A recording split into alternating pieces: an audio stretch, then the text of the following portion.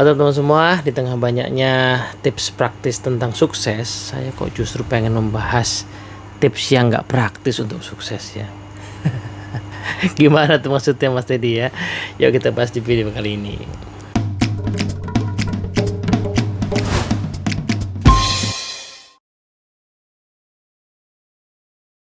Oke, assalamualaikum warahmatullahi wabarakatuh. Halo teman-teman semua, apa kabar? Ketemu lagi kita di Dunamis Insight. Nah, kali ini kita mau bahas tips yang tidak praktis buat sukses.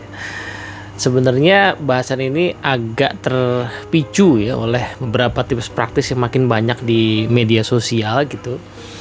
Mulai dari soal karir, soal kehidupan, soal investasi, soal cari jodoh ya. Yang jelas saya kok selalu curiga bahwa yang namanya tips praktis itu tidak betul-betul praktis dalam artian dia mudah dilakukan. Tapi sebenarnya kalau kita hanya bicara praktis dalam artian dia bisa atau mungkin dilakukan, itu ya possible itu. Kalau kita bicara kemudian itu mudah dilakukan, belum tentu. Contoh sederhana lah ya. Saya pengen badan saya sehat atau seger di hari ini aja. Tips praktisnya apa? Ya hari ini saya misalnya berolahraga ya, kardio misalnya supaya saya segar di hari ini. Itu kan tentu saja bisa dipraktekkan, sehingga tips tersebut tentu saja menjadi tergolong tips praktis. Tetapi apakah mudah melakukannya, lain ceritanya ya. Karena bisa jadi ada rasa malas ya, rasa ogah ya, ada kesibukan yang membuat orang ya tidak menjalankan tips praktis itu gitu. Nah, ketika tadi saya di awal ingin mengatakan bahwa sebenarnya yang disebut tips praktis untuk sukses itu sebenarnya nggak praktis-praktis amat. Karena realnya begini ya. Sederhananya adalah, mari kita coba lihat dulu definisi sukses ya. Kata sukses sebenarnya didefinisikan dengan mudah sebagai ketika kita berhasil mencapai sesuatu yang kita harapkan.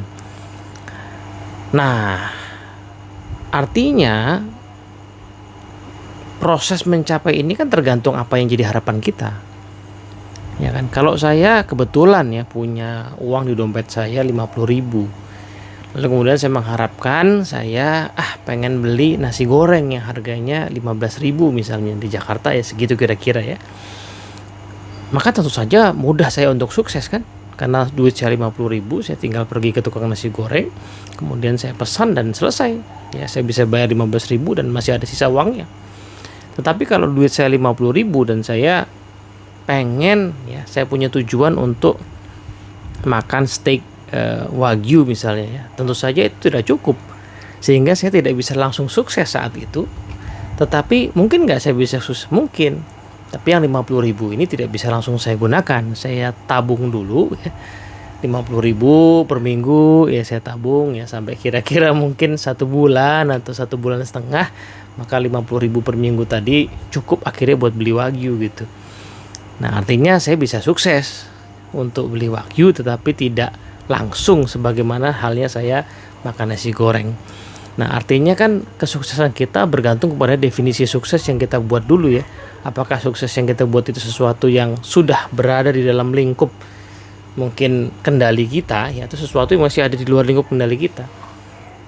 Bagi sebagian orang yang sudah punya habit misalnya menulis di blog gitu ya, tentu saja untuk bisa menghasilkan buku, saya pikir itu sesuatu yang tinggal selangkah atau 2 langkah lagi.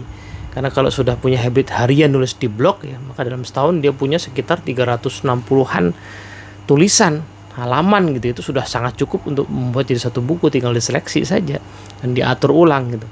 Tetapi kalau bahkan menulis 1 halaman saja masih sulit, itu tentu saja nggak bisa langsung jadi buku. Mungkin dia butuh 4, 5, 6 langkah untuk bisa bikin buku.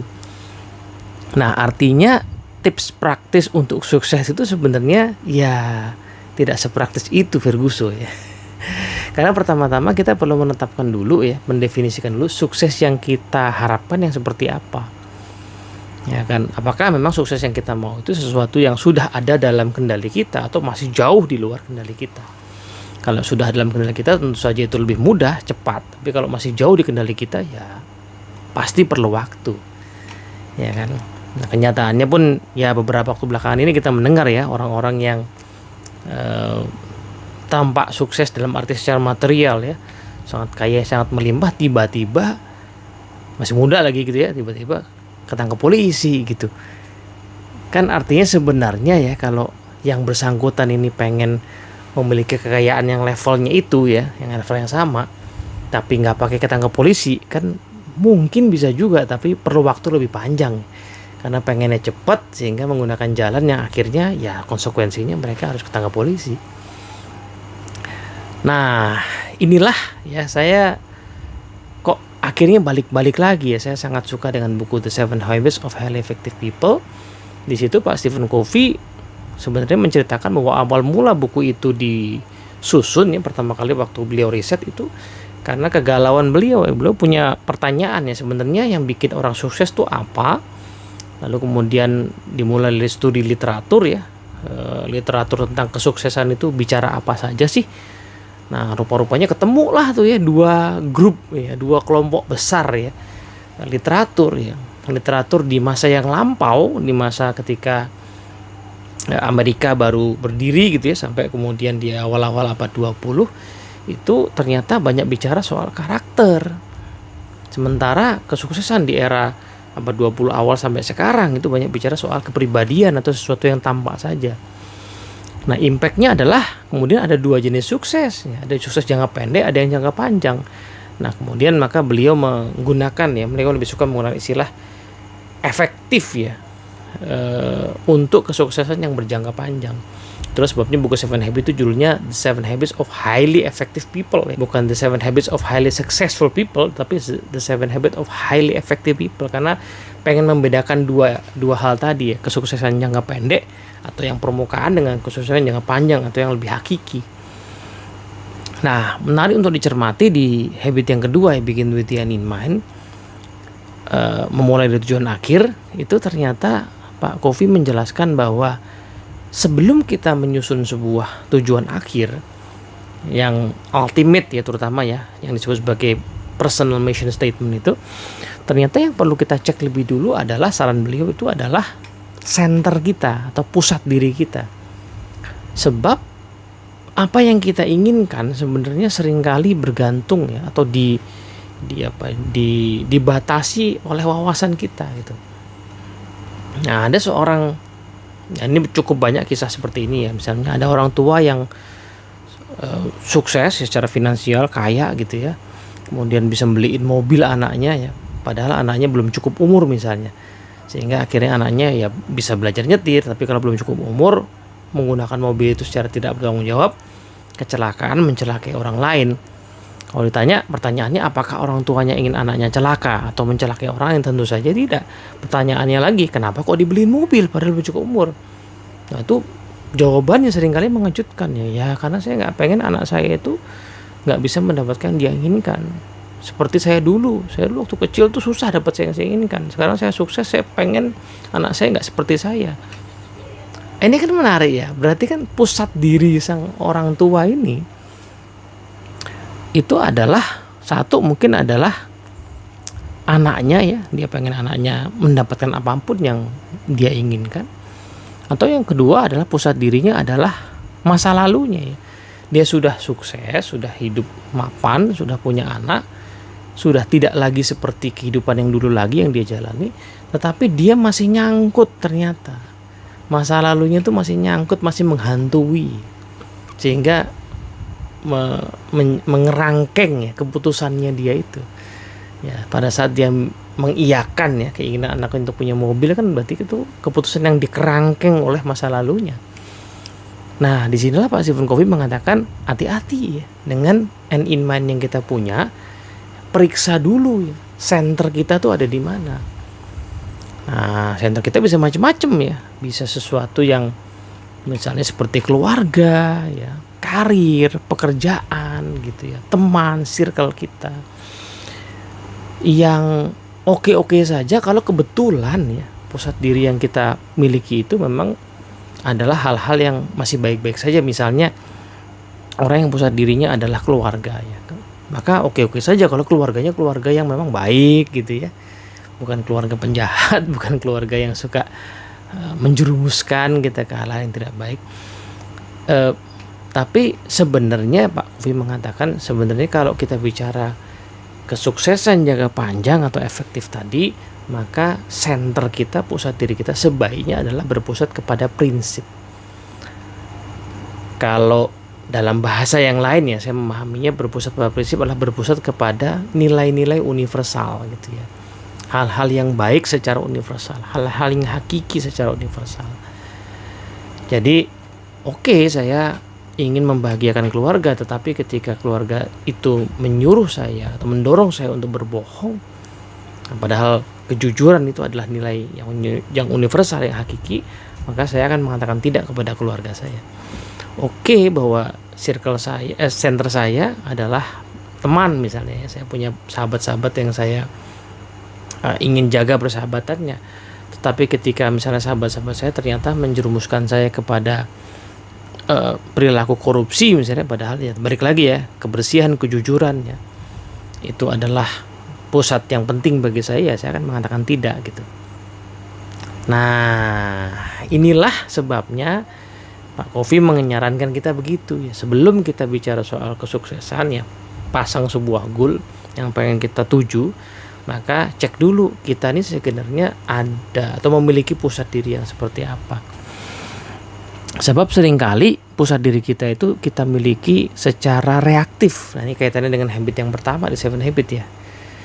Kita miliki secara reaktif itu artinya kita miliki tanpa sadar terpengaruh oleh entah itu pendidikan, entah itu lingkungan ya, entah itu situasi gitu ya. Karena saya dididik oleh orang tua yang pusat dirinya adalah uang ya, maka tanpa sadar saya juga punya pusat diri uang. Segala-gala saya nilai pakai uang. Nah, padahal saya bisa proaktif. Saya bisa mengevaluasi apakah betul pusat diri saya harus seperti orang tua saya. Kalau saya tinggal di lingkungan yang tidak mempedulikan nilai-nilai sosial, nilai-nilai agama misalnya gitu ya, saya tinggal di situ terus-terusan, mungkin saya terpengaruh kan. Saya juga nggak peduli sama nilai sosial, saya bersikap semau saya ya, saya hedonis misalnya. Tetapi kalau saya proaktif, saya bisa mengevaluasi apa betul nilai-nilai ini mau saya adopsi terus ya, meskipun suka nggak suka kemarin-kemarin saya terpengaruh. Nah, inilah sebabnya ya, balik lagi ya, penting untuk kita mengevaluasi pusat diri kita, sehingga pada saat kita mendefinisikan sukses kita itu lebih otentik lah gitu ya. Nah, sehingga secara komprehensif ya kita bisa menyusun yang namanya personal mission statement yang komprehensif tadi. Teman-teman bisa nantilah nonton video waktu saya bahas soal personal mission statement atau bikin BTN Inman ya, ada di bedah buku 7 Habit ya, atau baca bukunya aja juga boleh ya. Silahkan nanti mampir ke Tokopedia-nya Yunamis kalau belum punya ya, beli buku 7 Habit di situ. Edisi terjemahannya ada. Kemudian barulah kita menetapkan ya goal-goal atau target-target yang pengen kita tuju secara real untuk mewujudkan mission statement tadi. Karena seringkali saya suka ngajak diskusi lah para peserta di kelas gitu ya. Di kantor, di perusahaan ada nggak orang yang kerjanya asal-asalan? Ada, ya kan? Tapi pertanyaannya, ada nggak sih orang yang kira-kira punya cita-cita tuh? Dia menetapkan ya cita-cita. Saya bercita-cita, seandainya saya pensiun dari kantor ini, saya ingin dikenang sebagai orang yang kerjanya asal-asalan. Kayaknya nggak ada ya. Kemungkinan sih nggak ada orang yang punya cita-cita kayak gitu. Pertanyaannya, kok bisa ada orang yang akhirnya begitu? Ya, salah satu jawabannya barangkali lah justru itulah, karena dia tidak pernah menetapkan dia ingin menjadi orang yang seperti apa. Dia tidak pernah menetapkan definisi kesuksesannya kayak gimana. Akhirnya dia menjalani kehidupannya sehari-hari dengan center, dengan pusat diri yang reaktif sifatnya. Contohnya ya, dia tidak bermaksud malas-malasan kalau kerja, tetapi ya tanpa disadari dia mengadopsi pusat diri atau center hidupnya itu adalah uang. Jadi apa-apa kalau nggak ada uangnya saya nggak mau kerjain. Apa-apa kalau saya nggak dapat bagian saya nggak mau kerjain. Nah, maka the moment ya pada saat dia misalnya berharap dapat bonus yang lebih gede, tapi karena ya ada macam-macam situasi sehingga dia nggak dapat biasa aja, lalu kemudian dia merasa nggak ada gunanya nih. Nah, pelan-pelan dia kurangi itu kualitas kerjanya, makin lama makin turun, makin jelek, dan akhirnya ya dia terbiasa untuk menjadi orang yang asal-asalan kerjanya. Tapi pertanyaannya kan, dari mana muasal ya center itu? Ya mungkin dari lingkungan, dari pendidikan ya, tanpa disadari.